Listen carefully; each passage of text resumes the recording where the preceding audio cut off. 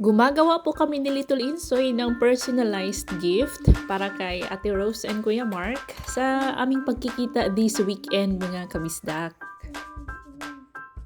Yung mga kabisdak, bigyan ko kayo ng idea. Ito po yung income ng kanilang village. 83 million. 83 million or man pesos. Ano nyo lang, kayo na lang mag-do the math. Ang 1 million Korean won, roughly nasa 40,000 pesos. So, ito po yung napili ko mga kabisdak. 2.2 liters na kimchi tong. Pang kimchi talaga ito na container na Tupperware. And then, eto, ipabalot ko siya sa plastic bago ko siya ilagay dito. Dalawa po yan kasi.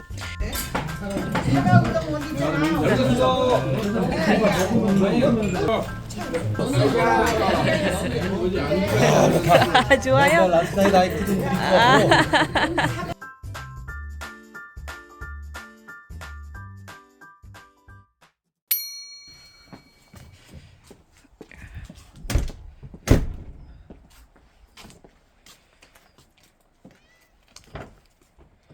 Hello mga kabisdak! Welcome back to our channel. This is Bisdak in Korea with Daddy Insoy in our Korean countryside life. Nasa school na po si Little Insoy mga kabisdak. May bago po tayong sombrero. Bili ko po ito with Little Insoy nung pumunta kami sa bayan last weekend kasi nakalimutan kung tanin ng aking sombrero. Kaya bumili ako ng sombrero sa Daiso. So yun, di ba bumili tayo ng oranges sa ating previous vlog. So ito na siya, ibibigay namin po sa zombie house. Zombie house yung tawag ni Daddy Insoy doon sa heartwarming center kasi mga oldies kasi ang pumupunta doon. Tinatawag niyang zombie, yung mga matatanda. Sasama ako sa kanyang ibigay yung ating mga oranges.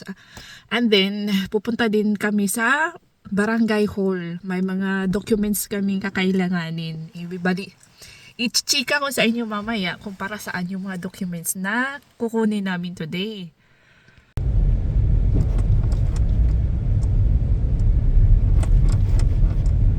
Porque marami. Uy! 오이씨. 뭐 있나? 있어 없어?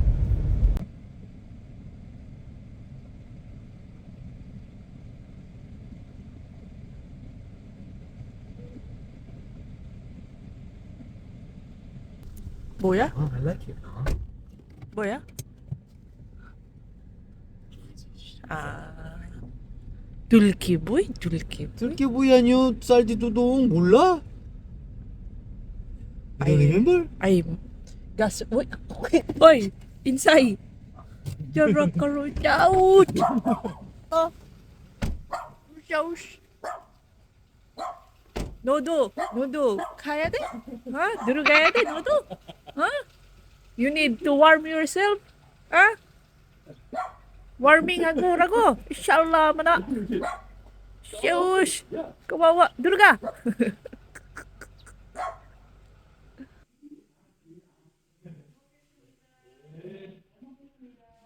Hindi na ako pumasok. Nahiya ako mga mistak. May mga oldies doon sa loob.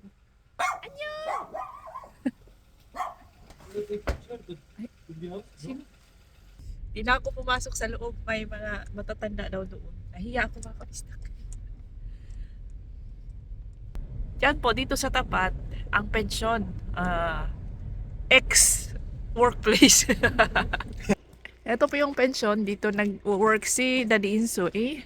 Dito rin kami ni Saldi Dodo naglilinis dati. But next year, kung makahanap na ng papalit kay Daddy Insoy, hindi na po magtatrabaho dito si Daddy Insoy and then kami wala ng extra job. Hindi naman na busy dito mga kabisdak, lalo na tuwing winter at spring, wala. Summer lang po dito busy. May mga guest tuwing summer. So yun nga, hindi sila magkasundo ng barangay captain dito kasi weird din yung barangay captain mga kabisdak. So sabi ko okay na, para hindi naman ako masyadong busy. Busy ako tuwing summer guys, as in wala na akong pahinga tuwing summer. So okay na din na mag-stop siya dito. Yan. Ka.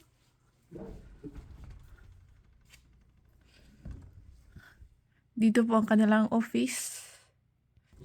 So, i-chika ko sa inyo bakit nag-ano sila, bakit nag-away si Captain at si Daddy Insoy.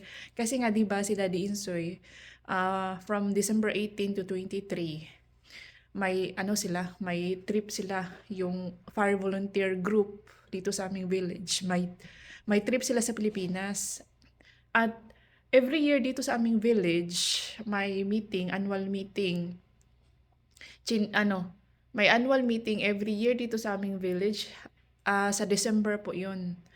So nagsabi si Daddy Insoy sa captain na wag yung 18 to 23, yung meeting ba wag sa 18 to 23 kasi nga nasa Pilipinas siya. Kailangan kasi si Daddy Insoy sa meeting dahil siya yung worker dito sa pension. Siya yung nag-handle siya yung nagko-compute ng kita, expenses, income ng village. So kailangan po siya sa meeting talaga.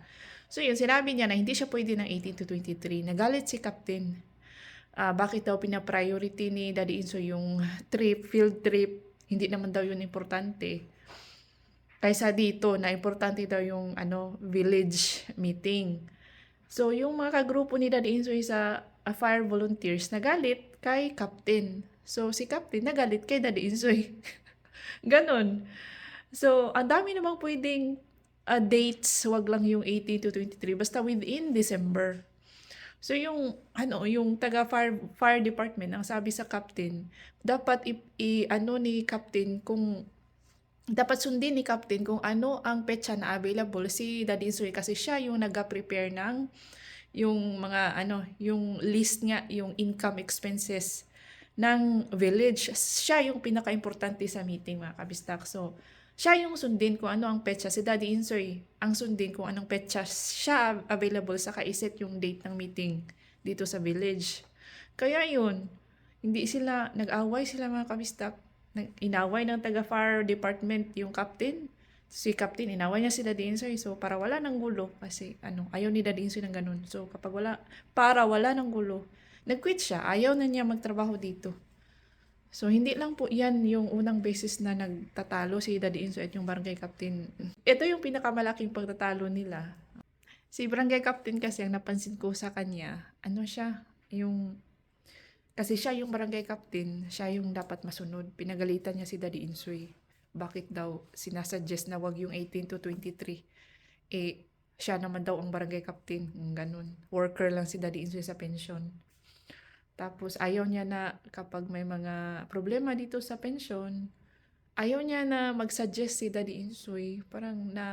Gusto niya superior siya lagi. Gusto niya ang Korean culture din kasi kapag, halimbawa, mas bata din si Daddy Insoy, siya yung barangay captain, mas matanda sa akin, ako yung worker, mas bata ako sa kanya.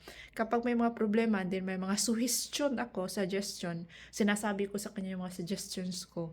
Tinitake nila that as disrespectful, ganun. Ang mga bata dito is wala silang power. Mas powerful po ang mga matatanda. So, yun. Dapat ang mga bata dito, yes lang ng yes. Yes, yes, yes.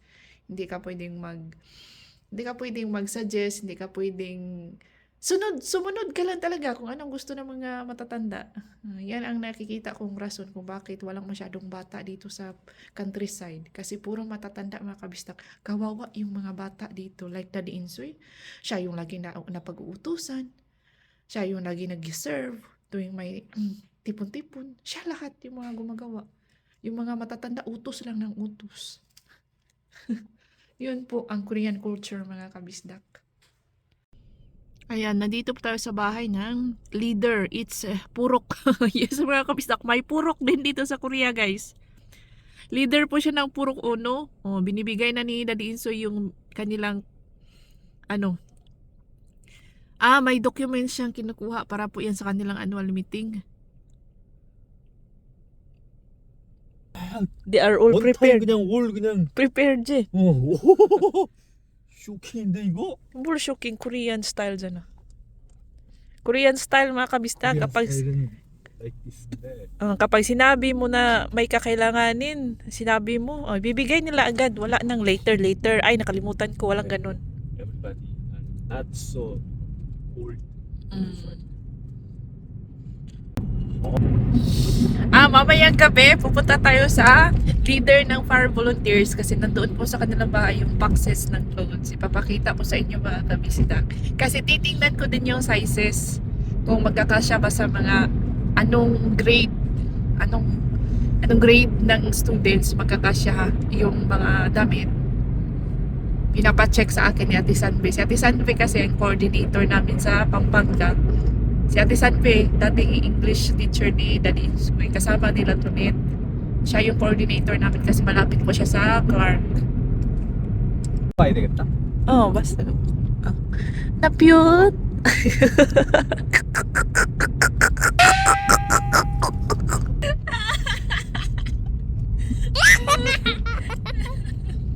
Daddy Insoy, ang cute ni Daddy Insoy. Cute po si Daddy Insoy magalit at cute din siya kapag nagpapakute doon. Ngayon naman is ibibigay ni Daddy Insoy yung aming soybeans. Yes mga kabistak, ibibigay lang namin po yan kasi mabait daw itong si Ang sabi ng kanya kasamahan sa pagiging barangay kagawad, mga babae na kagawad, bibilis siya ng soybeans from Daddy Insoy. Sabi naman ni Daddy Insoy, wag mo nang bilhin, ibigay ko na lang. Wow! Ayan, tinatawagan niya po. Walang tao yata. Same lang din like Pilipinas. Kapag close mo na or mabait sa'yo yung mga kapitbahay mo, hindi na itinitinda, binibigay na lang. Nandyan na. Nandyan na yung kasamahan niya. Ito yung na-appreciate ko dito sa probinsya mga kabistak, yung community spirit, yung nagtutulungan yung mga tao para isa siyang malaking pamilya. Ganon, ito yung mga bagay na hindi mo makikita sa syudad. Kahit nakikita ko lang, pinagmamasdan ko lang sila na nakangiti, masayang nagbibigayan. Happy po ako, nakakatuwa, masaya po sa loob.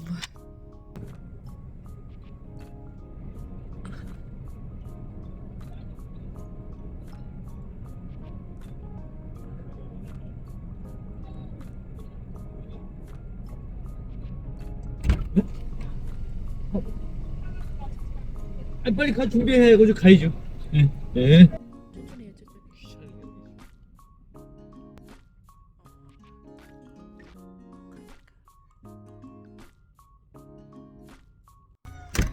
Early tayong pupunta sa bayan mga kabista kasi dinala ni Daddy Insoy yung aking kotse.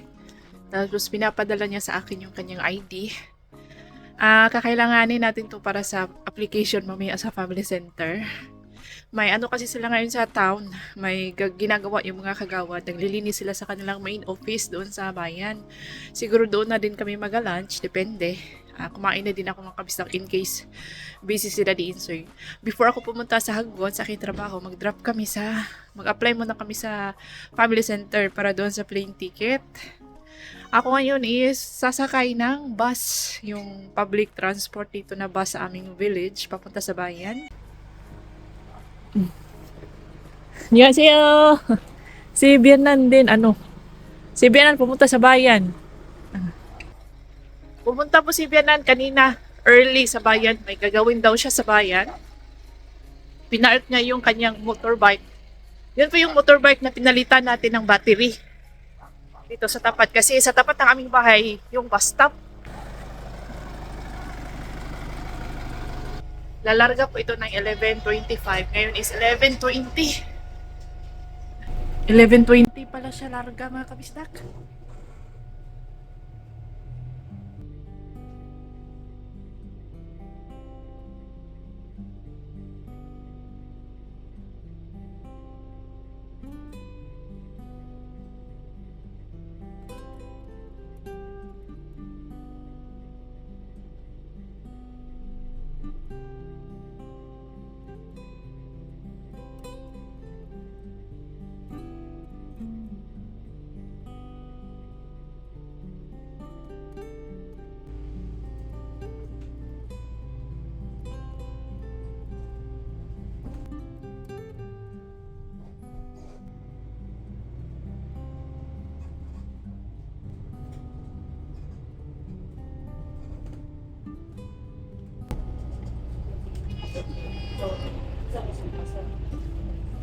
기동초등학교입니다. 다음 정류소는 시입니다.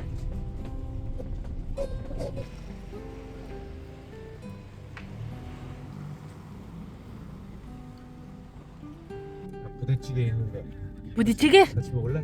같이 먹자.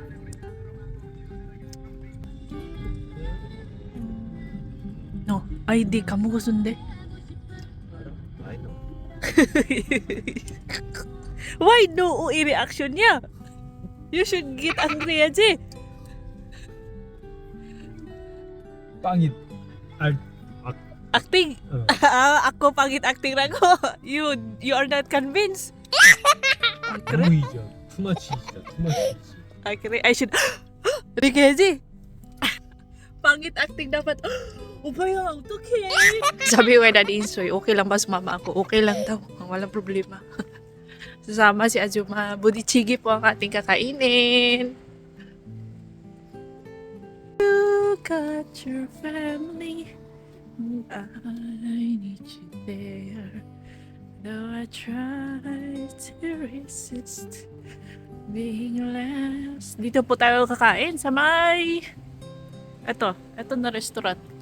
그림들은 알걸? 한번 물어봐야 되겠다. 근데 영어 이경미 선생님이 아니고 쉽게 말하면 도우미 아줌마야. 멋있어. 어제 짬전에 이런 애들이 근데 나는 검게 갔어. 얘기가 안 와가지고 나중에 열고 5일 남았어. 내도 모임 있어. 오늘 내도 있어.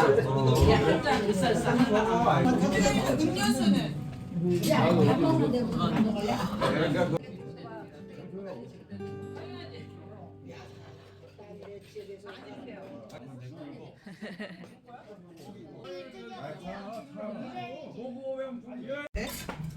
차가운 건 있잖아.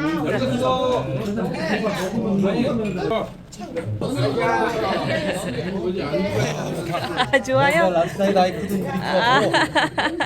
I-share ko lang po sa inyo itong history ng budichige. Bude means army base or parang kampo. Tapos chige means stew.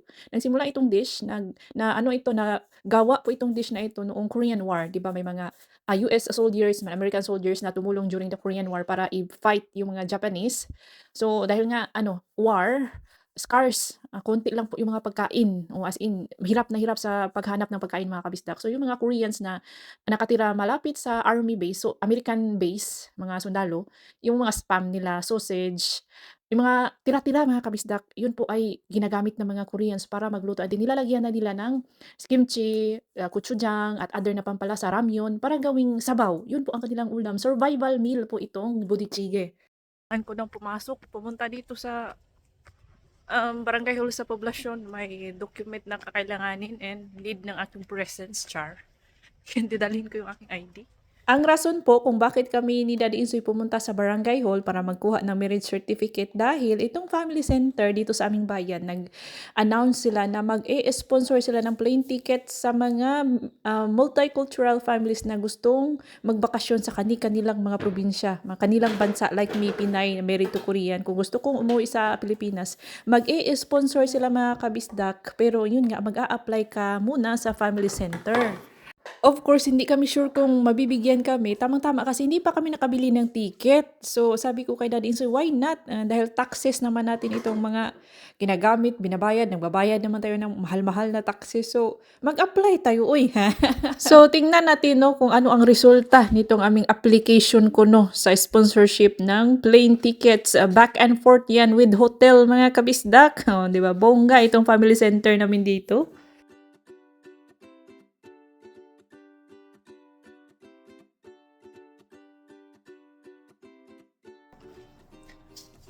Galing na po tayo sa family center. Paakyat na po ako ngayon sa aking classroom sa English Academy. So yun, give up na ni Daddy Insoy agad. Kasi ang daming yung application form na fill upan, 4 pages mga kabisdak. Ang haba. So, ang sabi ni Daddy Insoy, wag na kami mag-apply daw. Yun, so wala. Bibili kami ng ticket as soon as possible.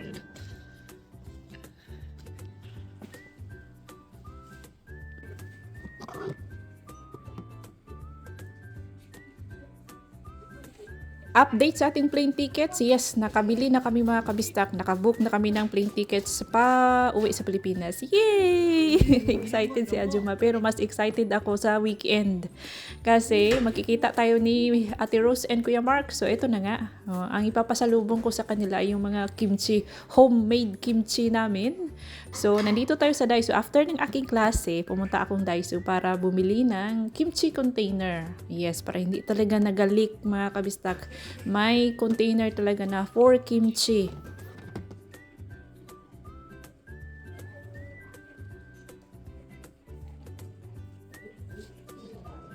Tinanong ko na si Ate Rose kung kumakain ba sila ng kimchi. And yes na yes, love na love po nila ang Korean food. So, go! For the go! Abangan niyo po sa ating next vlog, no?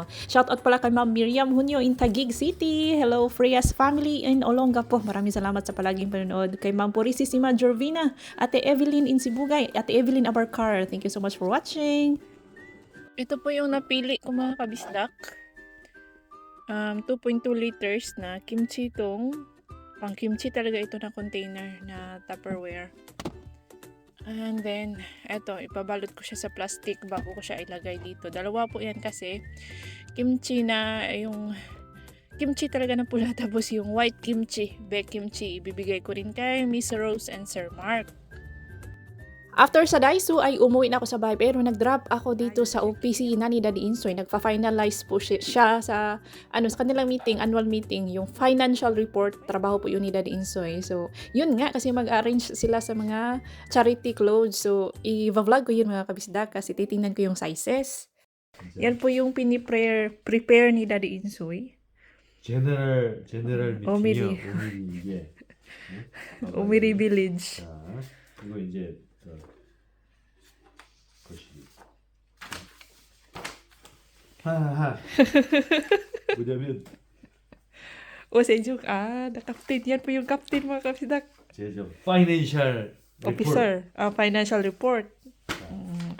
Financial report ang hinanda pala ni Daddy Insoy. 지출 아웃컴이요. Outcome. 뭐 buy something. Expenses. 그렇지. 발등 뭐 그다음에 Yung mga kabisdak, bigyan ko kayo ng idea. Ito po yung income ng kanilang village. 83 million. 83 million or man, pesos. Kayo na lang mag-do the math. Ang 1 million Korean won, roughly, nasa 40,000 pesos. So, 83 times 40 peso, 40,000. 한뭐한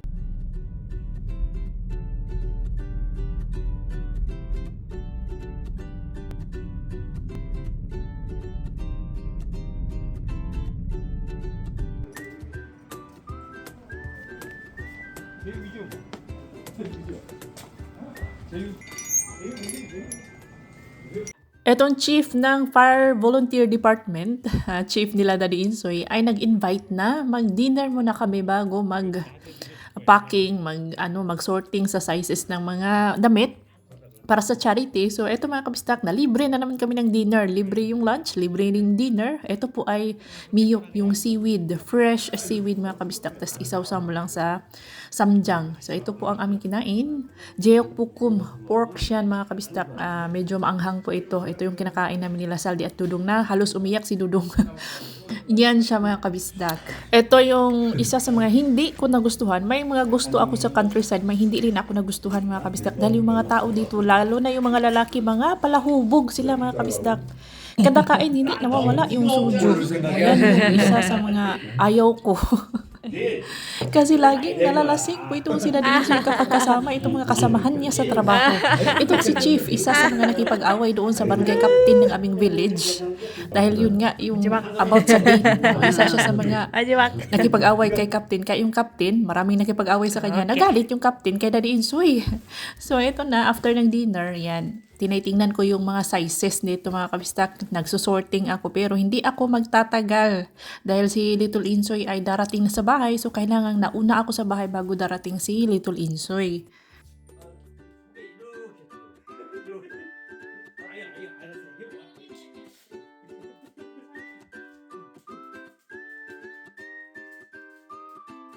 Sabi ni Chief, tingnan ko daw yung magsimula ako sa pinaka-bottom ba? Para ma-check ko talaga lahat. So yun, ang sizes ng ating mga damit ay pang 2 to 12 years old siya mga kabistak. Oh, yan. Hello pala kay Ma'am Elaine Sante in Ras Al Khaimah, Dubai. Happy viewing. Kay Ma'am Faye Orsida in Hong Kong. Ibay Idos family in Pangasinan. Shout out sa inyong lahat dyan. Kay Ma'am Marlina Cabalona at Del Madge. At Ma'am Lani Baldimore in San Fernando, Pampanga. Thank you so much for watching.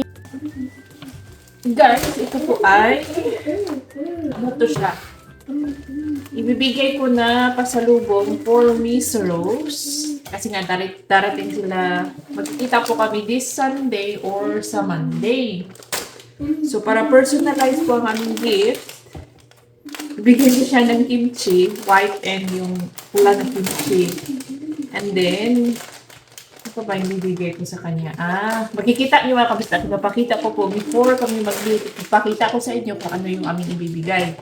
And then, isa na po ito doon. Eco bag na may ito, eco bag siya mga kabistak. Tapos, di ba may template man tayo dito. Galing po ito sa school ni Little Insoy. Yan, para personalize kami po ang magsusulat si Little Insoy. Yan, susulatan po natin siya mga kabistak.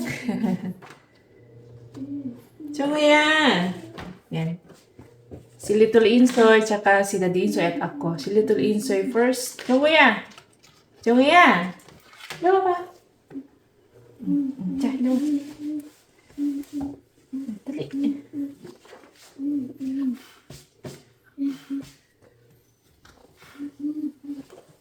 Ay. Ganito pala mga kabistak. Dali. Nabaya. Mas nice kung ano yung color, dark colored. Okay. Mabilis lang po siyang sundan kasi may template man mga kabisdak. Opo. So, I hope magustuhan po ito ni Ate Rose and Kuya Mark. Shoutout pala kay Ma'am Aline Joy. Hello kay Aline Joy. Via Joeline, Claudine, at Jessa Lacheca. Especially kay Ma'am Arlene Lacheca and Lacheca family. Happy viewing po sa inyong lahat dyan. Sa ating mga silent viewers, thank you for watching. Sa mga bago nating subscribers, welcome po sa ating channel. Sa mga active sa comment section, maraming salamat po sa laging naga-like, naga-comment, naga-hype. Maraming salamat mga kabistak. Thank you po sa inyong suporta at pagmamahal. So, abangan niyo po sa next vlog ang pagkikita natin with Kuya Mark and Ate Rose. Yung mga masugid natin, yung mga mababait natin mga subscribers in USA. At syempre, maraming salamat sa ating mga sulit kabisdak na walang sawang nanunood, nagsusuporta sa aming munting channel. Maraming salamat sa inyo mga kabisdak talaga.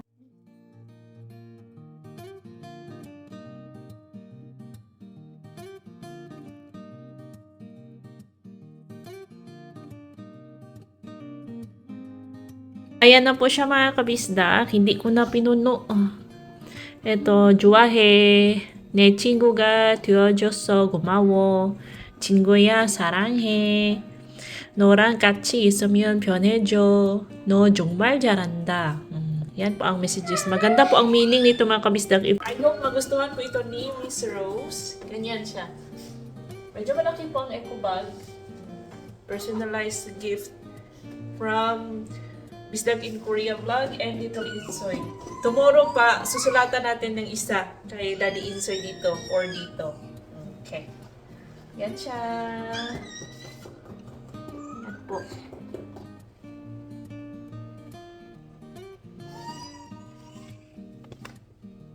And that's all for today's video. If you enjoyed this vlog, please consider subscribing to our channel. Please like, comment, share, hype, and subscribe for more videos. And don't forget to click the notification bell para updated po kayo sa ating mga susunod na upload. See you on our next vlog mga kabisdak. Ingat lahat!